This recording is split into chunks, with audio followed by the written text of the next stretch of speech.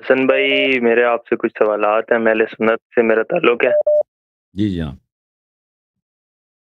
میں کافی عرصے سے آپ کو سن رہا ہوں، تو یہ آپ جو مطلب کہ ابو بکر اور عمر اور ان کے بارے میں جو مطلب بتاتے ہیں صحیح بخاری ہوں، اور ان حدیث سے ہوں، کی ہوں، کتب سے، ہوں۔ تو اس میں جو انہی کتاب میں جو باقی ان کے بارے میں حدیث ہیں، مطلب ان کی کچھ ان کی شان میں ہے یا اس طرح، اس کے بارے میں آپ کی کیا رائے ہے؟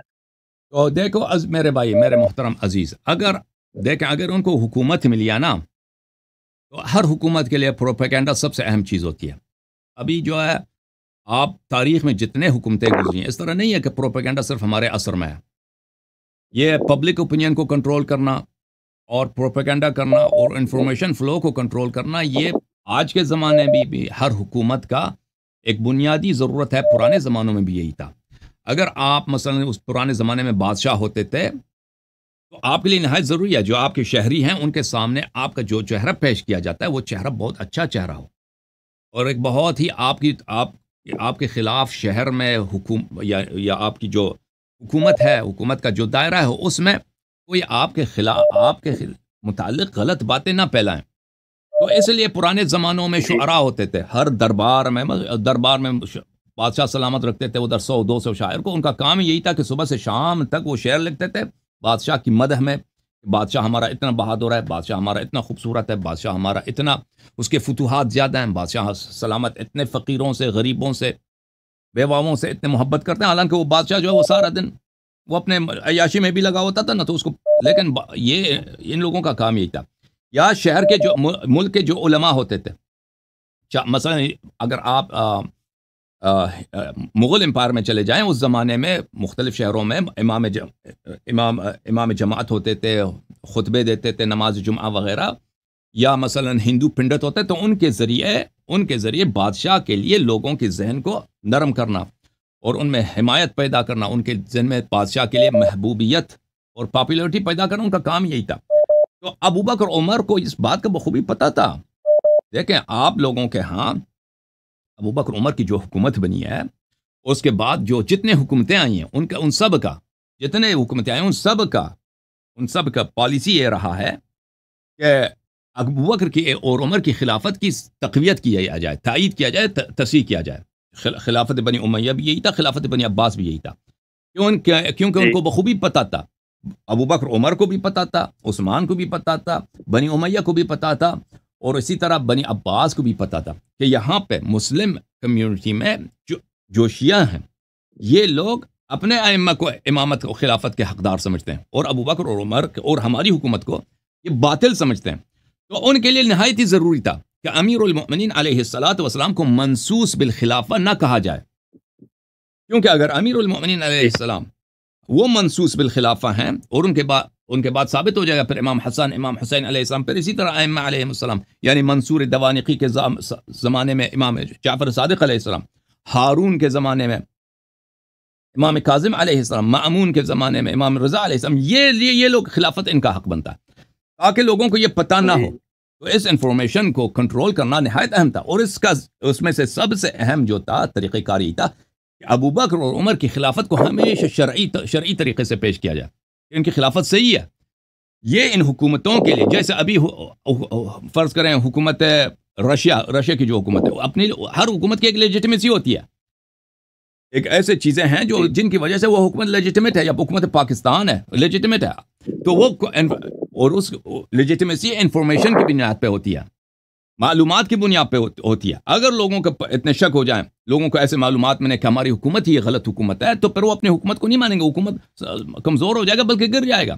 تو اسی لیے تاریخ کے طول میں ابو بکر اور عمر کی خلافت کے اس بات کے لیے وہاں پہ حدیث بنانا کون سا مشکل کام ہے؟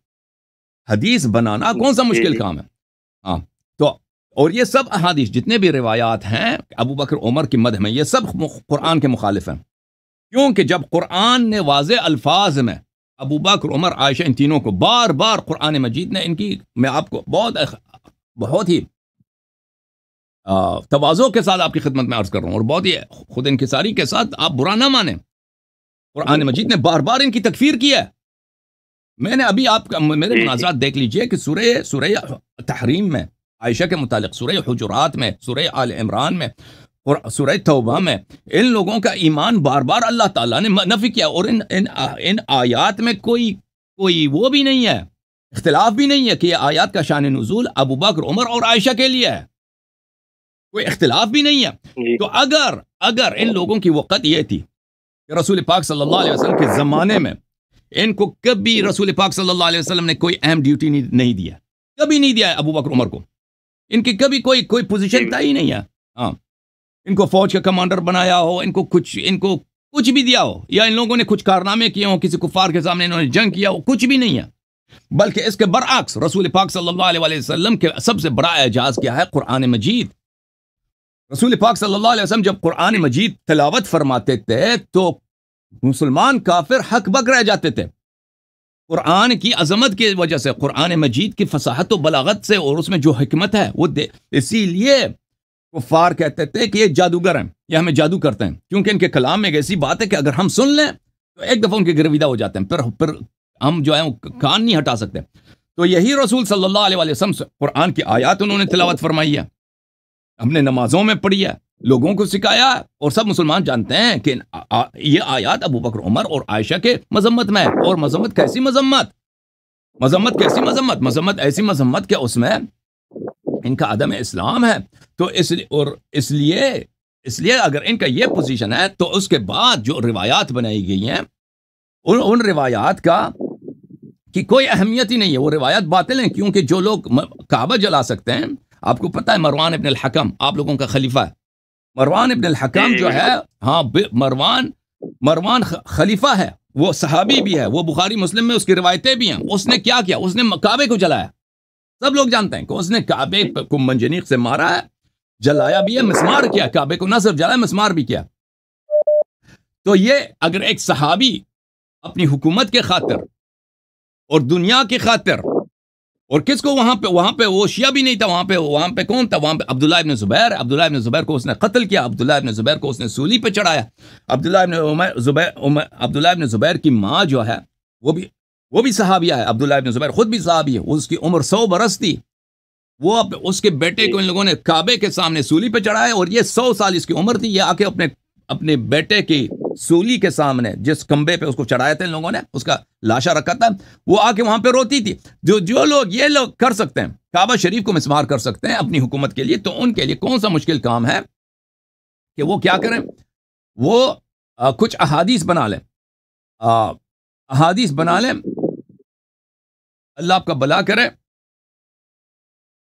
تاکہ ان میں سے ابو بکر عمر کی خلافت صحیح ثابت ہو جائے، اور وہ سیاسی ایک ضرورت تھی اس زمانے میں، اور وہ آج بھی ایک سیاسی ضرورت ہے، کہ جماعت عمریہ ابو بکر کے اور عمر کے فضائل کے شیعوں کا مقابلہ کرنے کے لیے محتاج ہیں۔ ابو بکر اتنے اچھے تھے، عمر اتنے اچھے تھے، کس لیے؟ تاکہ مقابلہ کیا جائے اہل بیت علیہ السلام کے لیے کہ ان سے بہتر تھے، یہ خلافت کے حقدار ہیں۔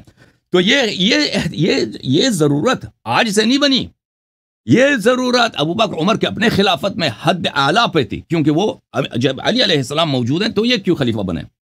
اور پھر ابو بکر عمر کے بعد بنی امیہ کے دور میں، بنی عباس کے دور میں یہ ضرورت حد اعلیٰ پہ تھی۔ کیونکہ اہل بیت علیہ السلام خلافت، سب جانتے ہیں خلافت کے یہ مدعی تھے، یہ کہتے تھے خلافت ہمارا حق ہے، امامت ہمارا حق ہے، اور شیعوں کا شروع سے عقیدہ یہی تھا۔ اور یہ ان کا اہل بیت علیہ السلام کا کردار ایسا تھا کہ کوئی ان پہ انگلی نہیں اٹھا سکتا تھا، کہ کوئی کہہ دے امام جعفر صادق علیہ السلام دنیا دار آدمی ہے، لالچی آدمی ہے، یا گناہ کار آدمی ہے، یا علم نہیں ہے ان کے پاس، یا کسی بھی اچھے صفت میں وہ کسی سے کم ہے، یا امام کاظم علیہ السلام، یا امام محمد باقر علیہ السلام۔ تو جب اتنے شاندار اور اتنے سب کمالات اور سب خوبیوں کے حامل یہاں پہ ایک اپوزیشن ہے، گرچہ وہ جنگ نہیں لڑ رہے، لیکن وہ ان کے شیعہ اور بہت سارے مسلمان جانتے ہیں کہ یہی حکومت کے حقدار ہے، تو ان کے مقابلے کے لیے لازمی بات ہے، ہر حکومت کو ضرورت ہے کہ ان کا مقابلہ کیا جائے، اور ان کے مقابلے کے لیے سب سے اہم یہی ہے کہ ابو بکر اور عمر کی خلافت کی تصحیح کیا جائے، کیونکہ اگر ابو بکر اور عمر کی خلافت باطل ہے تو پھر بنی امیہ کا بھی خلافت باطل ہے، بنی عباس کا بھی خلافت باطل ہے، پھر امامت اہل بیت علیہ السلام کو ہوگی۔ لذا سب مسلمانوں کو یہ باتیں نہیں پتہ چلنی چاہیے۔ لذا وہاں اس زمانے میں ابھی ہمارے زمانے میں انفارمیشن جو ہے پروپیگنڈا کس کے ذریعے کیا جاتا ہے؟ ٹی وی کے ذریعے کیا جاتا ہے، اخبارات کے ذریعے کیا جاتا ہے، اور ویب سائٹس کے ذریعے، چینلز کے ذریعے کیا جاتا ہے، ٹھیک ہے نا؟ ابھی آپ اگر مثلا حکومت پاکستان ہے، اس کی مخالفت عمران خان سے ہو رہی ہے. پہلے جب عمران خان کے ساتھ یہ حکومت پاکستان ان کے تعلقات اچھے تھے تو عمران خان ایک ہیرو تھا.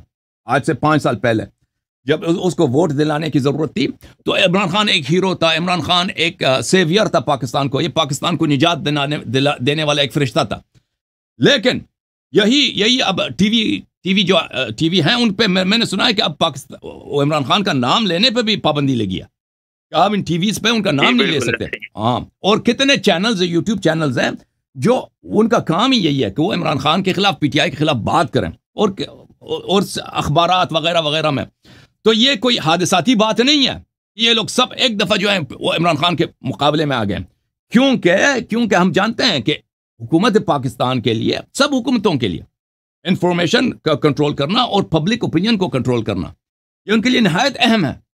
اگر پاکستان کے لوگ اپنی فوج سے متنفر ہو جائیں تو پاکستان کی فوج پاکستان پہ 1 مہینے بھی حکومت نہیں کر سکتی، وہ ختم ہو جائے گا. تو اس لیے ان کو اپنی طرف رکھنا، چاہے جھوٹ کے ذریعے چاہے سچ کے ذریعے. اور جو بھی فوج کی مخالفت کرے اس کو آپ جو ہے نا اس کو ایک بوت بنا کے ایک برا کردار کشی کر کے اس کو پیش کرنا. تو یہ آج کے زمانے سے نہیں ہے. ہمارے زمانے میں انفارمیشن فلو چینلز کے ذریعے ہوتا ہے، سوشل میڈیا کے ذریعے ہوتا ہے، ٹی وی پروگرامز کے ذریعے ہوتا ہے، اور اخبارات جرائد کے ذریعے. پرانے زمانے میں کس کے ذریعے ہوتا تھا؟ پرانے زمانے میں اس طرح نہیں تھا. پرانے زمانے میں مساجد کے ذریعے ہوتا تھا، خطبات کے ذریعے ہوتا تھا، اور نقل احادیث کے ذریعے ہوتا تھا. پرانے یہی چیزیں جو آج کل آپ کے یوٹیوب چینلز کر رہے ہیں نا، بنی امیہ کے دور میں، بنی عباس کے دور میں، اس زمانے میں لوگوں کو اگر کسی چیز کی ترغیب دینا ہو نا تو احادیث اس پہ نقل کرا دو. اس زمانے میں یہی کام جو آج یوٹیوب چینلز کر رہے ہیں اور صحافی کر رہے ہیں، اس زمانے میں مسجد کے خطبہ انجام دیتے تھے. مسجد میں جو لوگ خطبے دیتے ہیں، احادیث سناتے ہیں، اور پھر ان کے احادیث کے حلقے ہوتے تھے کہ ان کے پاس لوگوں کو احادیث سناؤ. تو وہ احادیث سناؤ جس سے حکومت کی مصلحت ہے. اگر وہ حاکم وقت، بادشاہ وقت، وہ بیوقوف نہیں ہے. بیوقوف آدمی کبھی حکومت نہیں کر سکتا. اگر آدمی بیوقوف ہے، اسٹوپڈ ہے، اس کی حکومت 2 دن نہیں چل سکتا. تو یہ لوگ حکومت کرتے تھے، وہ اچھی طرح سے کھڑی نظر رکھتے تھے کہ کون ہمارے حق میں لوگوں کو باتیں سنا رہا ہے، کون ہماری ضد میں باتیں سنا رہا ہے. جو ان کے حق میں باتیں سناتا ہے اس کے اعزاز کرو، پیسے دے دو، ان کو مقام دے دو. اور جو ان کے ضد میں کوئی ایسی حدیث نقل کرے جو ان کی حکومت کے مخالف ہے تو ان کی تفسیق کرا دو، بلکہ ان کو قتل کرا دو، ان کی زبان کاٹ دو.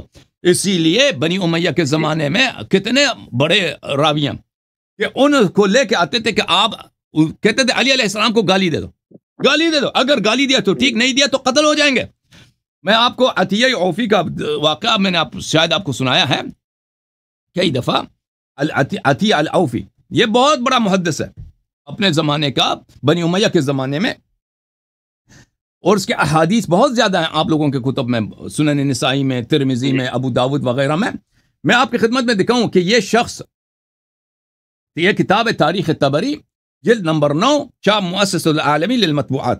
یہاں پر ملاحظہ فرمائیے صفحہ نمبر 603 میں سنہ 111 کے واقعات میں عطیہ عوفی کے متعلق انہوں نے کہا کہ حجاج نے محمد ابن قاسم، وہی محمد ابن قاسم جو سن آیا تھا لشکر لے کے، ان ادعو عطیہ فإن لعن علی ابن ابی طالب علیہ السلام وإلا فضربه 400 صوت. حجاج ابن یوسف نے اپنے بتیجے کو کہا، محمد ابن قاسم کو، کہ تو جو ہے عطیہ عوفی کو بلا دے، اس سے کہہ دے کہ لعنت کر، گالی دے دے سب لوگوں کے سامنے دربار میں علی علیہ السلام کو. اگر نہیں کیا تو اس کا سر ٹنڈ کر، اس کے سر کو شیو کرو اور اس کو 400 کوڑے لگا دو. اور 400 کوڑا، کوئی ایک کوڑا جو ہے نا آپ کی چیخ آسمان کو نکل جاتی ہے. 2 کوڑے، 3 کوڑے، 4، 5، 10، 100 کوڑے میں آدمی کے مرنے کا احتمال ہوتا ہے. 200 کوڑے میں تو مر جاتا ہے. 300-400 تو کوئی بچ ہی نہیں سکتا. تو اس کا کیا ہوا؟ ہاں، وَحْلُقْ رَأْسَهُ وَلَحْيَتَهُ، اس کی داڑھی بھی ٹنڈ کرو. اس نے اس کو بلایا کہ یہ کام کرو، اس نے نہیں کیا تو اس کو یہی کام اس کے ساتھ ہوا. تو اتنا بڑا عالم کہ اس کی روایتیں اس کے سب کتابوں میں موجود ہے، تو کس لیے اس کی اس طرح بے عزتی کرائی گئی؟ کہ وہ لعنت نہیں کرتا. اب کسی کو اس وقت میں جب ماحول اتنا ایسا ہے کہ آپ کہ نام بھی نہیں لے سکتے نا. اب اگر آپ نارتھ کوریا میں ہوتے ہیں, نارتھ کوریا میں اگر آپ وہاں پہ جو ڈکٹیٹرشپ ہے وہاں پہ اگر آپ ان کا جو گریٹ لیڈر ہے اس کا آپ تعریف نہ کریں تو آپ کو وہ قتل کر دیتے ہیں. وہ مخالفت تو دور کی بات ہے. تو اس زمانے میں لازمی بات ہے کہ روات ایسے احادیث نقل کریں گے اپنی جان بچانے کے لیے اور دربار کو خوش کرنے کے لیے, اور دربار ان لوگوں کی حوصلہ افزائی کرائے گا کہ آپ وہ احادیث نقل کرو جن سے ہماری سیاسی مخالفین جو ہیں ان کی جو ہے اوقات نہ رہے, لوگوں میں ان کی بے عزتی ہو. تو اسی لیے ایسے روایت بنائی گئی. تو اب ملاحظہ فرمائیے, میں آپ کی خدمت میں عرض کروں, یہ کتاب ہے کتاب الموضوعات, جز نمبر 1, ابن جوزی صاحب کی. یہاں پر بس میں دو جملے, صفحہ نمبر 303 میں باب فی فضل ابی بکر, ابو بکر کے فضائل میں موضوعات غلط احادیث. قد تعصب قوم لا خلاق لهم يدعون التمسك بالسنة فوضعوا لأبي بكر فضائلا. ہمارے محدثین نے جن کا ایمان نہیں ہے انہوں نے ابو بکر کے لیے کیا احادیث وضع کی ہیں, اور کس کے لیے؟ شیعوں کا مقابلہ کیا جائے. یہ جو انہوں نے کہا نا کہ اس لیے انہوں نے کیا ہے کہ شیعوں کا مقابلہ کیا جائے, تو آپ کی خدمت میں عرض یہ ہے کہ یہ صرف شیعوں کے مقابلے کے لیے محدثین نے نہیں کیا ہے, بلکہ حکومت وقت کی حکومتوں نے اپنی سیاسی مفادات کے لیے انہوں نے ابو بکر عمر کی فضائل بڑھانے چڑھانے میں انہوں نے بہت بڑا کردار ادا کیا, اور یہ احادیث سب باطل ہیں کیونکہ قرآن کے مخالف ہیں. جی سر آپ بولیں. مجھے آپ کا یہ سارا سمجھ آ گیا, مطلب ان کا جو فراڈ اور پروپیگنڈا جو بھی ہے. تو میرا دوسرا سوال یہ ہے کہ اب جس طرح سیدہ فاطمہ کا آپ بتاتے ہیں کہ ان کو حق نہیں دیا, تو صحیح بخاری میں واضح لکھا ہے کہ وہ ابو بکر سے ناراض تھی, ٹھیک ہے. جی جی. تو اب جو دنیا میں جتنے بھی لوگ ہیں مطلب ان کی محبت کرنے والے ہیں, تو کیا وہ ان سے بھی ناراض ہوں گی؟ مطلب ان کے ساتھ بھی ان کا وہی معاملہ ہوگا؟ مطلب کیونکہ یہ تو واضح ہے کہ وہ ان سے ناراض تھی, ان سے مرتے دم تک انہوں نے کلام نہیں کیا. تو حضرت صدیقہ طاہرہ سلام اللہ علیہ, زہرا سلام اللہ علیہ کے اولاد معصومین ائمہ اطہار علیہ السلام سے یہ روایت ہمارے پاس بہت ہے کہ جس شخص کے دل میں شیخین کے لیے محبت ہے تو اہل بیت علیہم الصلوۃ والسلام اس سے ناراض ہیں, اور اہل بیت طاہرین علیہم الصلوۃ والسلام اس سے محبت نہیں کرتے, وہ کبھی جنت جا بھی نہیں سکتا. اوکے, یہ ہمارے احادیث میں اس کی بہت زیادہ ہے. اہل بیت علیہ السلام, امام جعفر صادق علیہ السلام سے, امام محمد باقر علیہ السلام سے, امام موسیٰ کاظم علیہ السلام سے, امام علی بن موسیٰ الرضا علیہ السلام سے, یہ روایات بہت زیادہ ہیں. جس شخص کے دل میں ذرہ برابر بھی نرمی ہے, محبت ہے غاصبین فدق کے لیے, تو وہ کہ اہل بیت علیہ السلام ان سے بیزار ہیں, اور وہ کبھی جنت جانے کا نام بھی نہیں لے سکتے. اوکے جی اوکے. اچھا, میرا ایک سوال ہے حسن بھائی. جی. یہ آپ نے مجھے جاتے جاتے اہل بیت کا مطلب دین اور کلمہ بھی بتانا ہے, ٹھیک ہے؟ اوکے, بولو بسم اللہ الرحمن الرحیم. بسم اللہ الرحمن الرحیم. اشہد ان لا الہ الا اللہ, اشہد ان لا الہ الا اللہ, واشہد ان محمدا اشہد ان محمدا صلی اللہ علیہ وآلہ وسلم صلی اللہ علیہ وآلہ وسلم عبدہ ورسولہ عبدہ ورسولہ واشہد ان علیا واشہد ان علیا علیہ السلام علیہ السلام خلیفۃ اللہ خلیفۃ اللہ وخلیفۃ الرسول وخلیفۃ الرسول ووسیہ بلا فصل وسیع بلا فصل واشہد ان فاطمۃ الزہراء واشہد ان فاطمۃ الزہراء سیدۃ نساء العالمین سیدۃ نساء العالمین واشہد ان الحسن والحسین واشہد ان حسن الحسین وعلی ابن الحسین وعلی ابن الحسین ومحمد ابن علی ومحمد ابن علی وجعفر ابن محمد جعفر ابن محمد وموسى ابن جعفر موسیٰ ابن جعفر وعلي ابن موسى وعلی ابن موسیٰ ومحمد ابن علي ومحمد ابن علی وعلي ابن محمد وعلی ابن محمد والحسن ابن علي والحسن ابن علي والإمام المهدي والإمام المهدي ابن الحسن ابن الحسن حجج الله حجة الله وخلفاء الله وخلفاء الله وأوصياء رسول الله أوصياء رسول الله وأئمة الهدى وأئمة الهدى بهم أتولى بهم أتولى ومن أعدائهم ومن أعدائهم أتبرأ أتبرأ إلى الله. إلى الله. آج سے میں 14 معصومین اور 12 اماموں کا غلام ابن غلام ہوں. آج سے میں 14 معصومین کا غلام ہوں اور اہل بیت طاہرین علیہ السلام کا نصرت اور ان کی اطاعت میرا دین ہے. اہل بیت علیہ السلام کی نصرت اور ان کا دین یہ میرا دین ہے. اور ان کی اطاعت میری دین ہے. اور ان کی اطاعت میری دین ہے. ان کے دشمنوں پہ لعنت بھیجتا ہوں. ان کے دشمنوں پہ لعنت بھیجتا ہوں. مرجعیت ولایت فقیہ پہ لعنت بھیجتا ہوں. مرجعیت ولایت فقیہ پہ لعنت بھیجتا ہوں. زندہ رہو، سلامت رہو. آپ مجھے مزید کال لینے دو. Okay, thank you sir. Allah آپ کو عزت دے. خدا حسن بھائی، حسن بھائی ایک منٹ. جی جی جی. یہ ابھی میں نے اس طرح جب آپ کو کیا تو ساتھ اصل میں اگر ہمارے گھر والے ہیں تو ساتھ اب جو مطلب وہ زندگی گزار چکے ہیں، نمازیں پڑھتے ہیں، میرے والد صاحب ہیں وہ تہجد پڑھتے ہیں یا اس طرح، ان کے ساتھ کیا معاملہ ہوگا؟ اگر کوئی شخص دیکھیں، اگر اس کو پتہ نہیں ہے حق کیا ہے، اس پہ حجت تمام نہیں ہوا ہے اور وہ اہل بیت علیہ السلام سے بغض نہیں رکھتا، شرط یہ کہ بغض نہ ہو اس کے دل میں، ٹھیک ہے نا، تو پھر اللہ تعالیٰ اس کو قیامت کے دن اس کو محبت رکھتا ہے، اہل بیت علیہ السلام سے بغض نہیں رکھتا. اگر اس کو پتہ نہیں، اگر پتہ ہے پھر انکار کرتا ہے تو پھر اس کی نجات نہیں ہے. اگر پتہ نہیں چلا، ایسے مثلا گاؤں میں رہتا ہے یا وہ کبھی اس کو اس پہ حجت اس کے لیے کسی نے ایکسپلین نہیں کیا، موقع نہیں ملا، تو وہ اس کی نجات کی امید ہے، ٹھیک ہے نا. اس کو اللہ تعالیٰ اس کو جنت بھی لے جا سکتا ہے، ٹھیک ہے نا. اللہ تعالیٰ اس کو جنت بھی لے جا سکتا ہے. اوکے، تھینک یو میرے بھائی. خدا حافظ. سلام. زندہ رہے. اوکے، ہمارے پاس یہ کالر آئے ہیں.